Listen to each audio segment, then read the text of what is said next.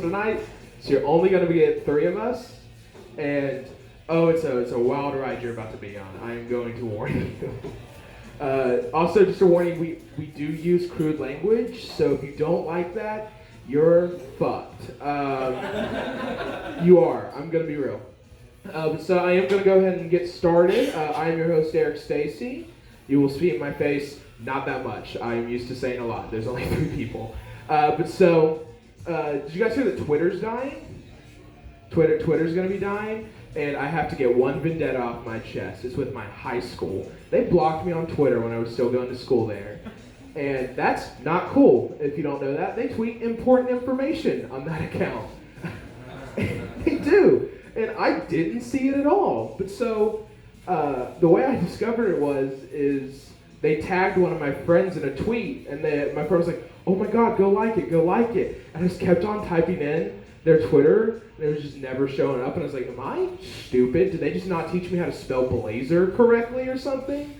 No, they blocked me. And I wanted to get that off my chest before Twitter died. So if anyone here has a Twitter, can go to, I don't know, Ashland Blazer on Twitter and tweet at them and say, hey, don't block your fucking students. That'd be really nice of you guys. I'm going to be honest. That would be very appreciated. Thank you.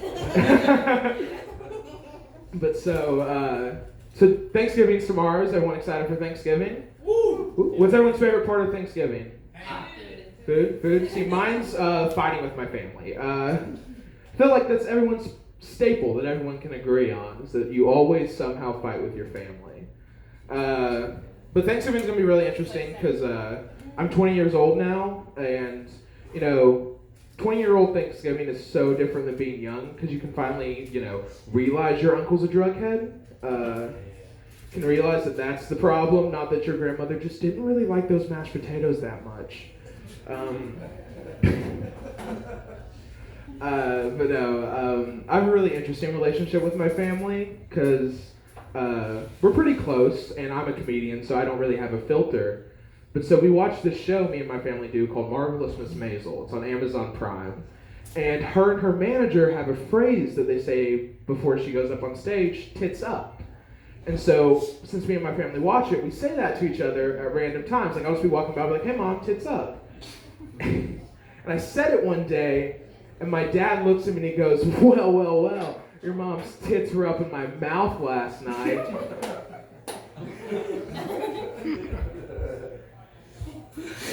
TMI. It took me a second. I was like, actually, no. I am proud of you guys. It's hard to keep stuff up at your age. Yeah. But no, I don't know if you guys lived with roommates when you guys were younger, but I'm 20 and I have 5 roommates in my house, and we all have like opposite schedules. Like, a lot of them work midnight, so I don't see them very often, and it just gets really weird because it leads to really weird stuff happening. I think the weirdest thing that happened was when I walked in on my parents fucking. I still live at home. I'm doing comedy in Russell, Kentucky. You think I can afford a fucking apartment? Come on. Let's be real, guys. Let's be real with each other. But Black Friday is this weekend, and I work retail at a store called Time Warp in Ashland. It's made for like nerds and stuff, and nerds are fucking weird. They are the worst group of people. I don't know if you have ever tried to talk about Star Wars with one, but it's the worst experience you can go through. Guantanamo has nothing. But so, one day last year, right around Christmas, the store was busy, and we're at the Ashland Mall, so we have like the intersection of normal people coming in and then the weird nerds coming in. But so this set of twins came in, and they were normal people, just so you know. They come in, they were looking around the front of the store, and I looked up at the front, and this guy turns in, and he just like sees them, and he like beelines. He's like fucking trudging towards them. And just to give you an image, this guy had a My Chemical Romance short sleeve shirt on, black Nike athletic shorts, and Skechers, so you know he's a virgin. And he is heading towards these twins, and he finally gets up to him, and he looks at him for a second, kind of cocks his head, and he goes, "Oh my God, twins? You don't see twins around here very often. I've never seen a set of twins before. Like, he's never seen Sweet Life of Zack and Cody on fucking Disney. Like, it's the whole premise, guys, they're twins." And he sits there for 5 minutes and just keeps like, "Oh my God, twins? Twins?" These girls finally like run away, and I'm just like, I'm in awe of what is happening in front of me. And I'm also confused because in my graduating class, I had 5 sets of twins and 3 minorities. He should be more confused about a black person in Ashland, Kentucky than a twin.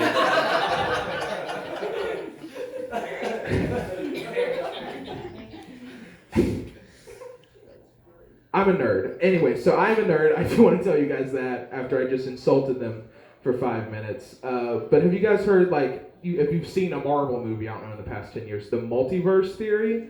That there's, like, all these different universes that are slightly similar to ours, but there's, like, some differences till they eventually get to being just super far apart from each other.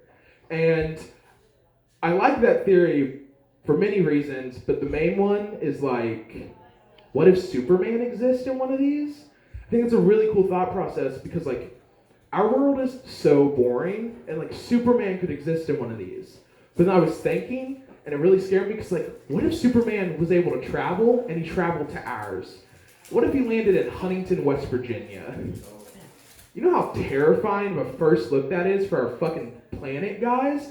Huntington? He's allergic to rocks. It is full of crack. I mean, he is dead from the get-go. But also working at Time Warp, we had a dude come into one of our other locations one night, and he walks in, and he's super quiet. We greet him. He doesn't say anything, and he just starts looking at the magic cards. So you also know he is a virgin. And he is just staring at him, looking over. 15 minutes go by, still just looking over. And he finally turns to me and my boss, who are about probably like 25, 30 feet away from me, goes, "I will take all of your magic products." We were like, "Fuck yeah, okay." And he goes, "For 50% off." We were like, "Fuck no, that's not gonna happen." And he looks at us for a second. He takes 2 steps forward. My boss's hand is on a gun already. He looks at us. He turns back. About halfway to the door, he goes, "You don't know who you're messing with?" Gets to the door, throws it open, does like a little like over-the-shoulder turn to us. "I am the greatest wizard in all of the multiverse." Does like a cape turn, has no cape, so it has nothing to it, and goes out the door. I'm in fucking awe, starstruck. Like, what the fuck just happened? Because you can't leave on "I'm the greatest wizard in all the multiverse," guys. That can't be the final thing you say to someone, because that leaves questions. Like, what spells can you cast? What universe are you from? Where the fuck is Superman at? But no. See, sometimes it's not even nerds that make you uncomfortable when you work at, like, retail. I was working at a kiosk in the mall one time, and I don't know if you've ever been to the mall. It's dangerous. Not only are there little kids, there's little weirdos. And this family was like posted up right outside our kiosk because it's right by like the food court and the play area. And there was an older gentleman who was very clearly their father, 2 sons, a daughter, and then the woman who had a daughter as well. So I'm sitting there for hours, and this little girl for 45 minutes screamed, "Can I have a soda? Can I please have a soda? Can I please have a soda? Can I please have a soda? Can I please have a soda?" I was gonna fucking kill someone. And this little girl screaming, and the grandfather has like a cup, and he goes, "You know, we can give her some of my wine." It's like, no, you fucking can't. What?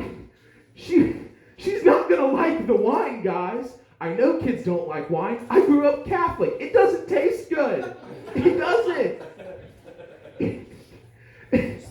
45 more minutes. It's been over an hour. This little girl has not shut up about her soda. And finally, the older gentleman looks at his daughter and goes, "Hey, go get some money off your brother." She gets money off the guy. Now here's a little detail I forgot to tell you. I didn't know they were brother and sister because they were making out when they first showed up at the mall. This is not a joke. This is a true story. So, she goes and gets money from the guy she was making out with, which in this whole story, I was sitting there experiencing it by myself. You guys have a room full of people to help you through this. I'm sitting there, and I watched it go down, and all I could think about is that I just watched the family that are the villains from To Kill a Mockingbird in person. Because after they go and get the soda, the guy very clearly looks into the playpen, and there's only one black kid in there, and just says the N-word. And my mind leaves, guys.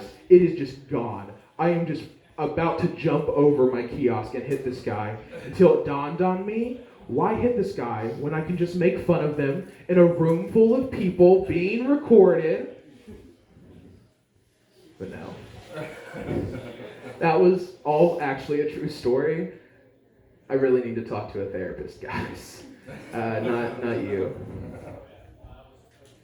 But no, another story from working retail is last year we sell sports cards. So in selling the sports cards and stuff, this guy came in with two little girls, and he yells at me from across the store and goes, "Hey man, you got any OJ cards?"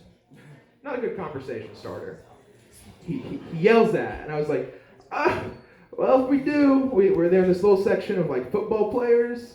Sadly, we don't have a murderer section, but they're in this section right here, guys. And he looks at him for 15 minutes. 15 minutes. Police spent less time looking for evidence on O.J. Simpson than this guy spent looking for cards. And finally, after 15 minutes, he calls me over and he goes, "Let me get those two cards right there." Turns to one of his daughters and goes, "This will go so good with my collection. Your mom would love it." I got so scared for that mom, guys. Because there's only two things OJ-based you should be collecting, and it's blood samples and gloves. You shouldn't be having a fucking collection of cards.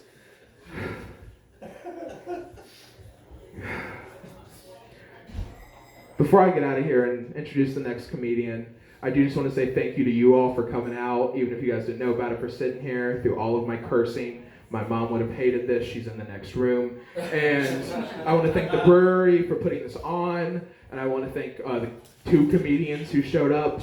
And also, before I get out of here, all I want to say is I am the greatest wizard in all of the multiverse. Welcome Tony Klein up to the guys.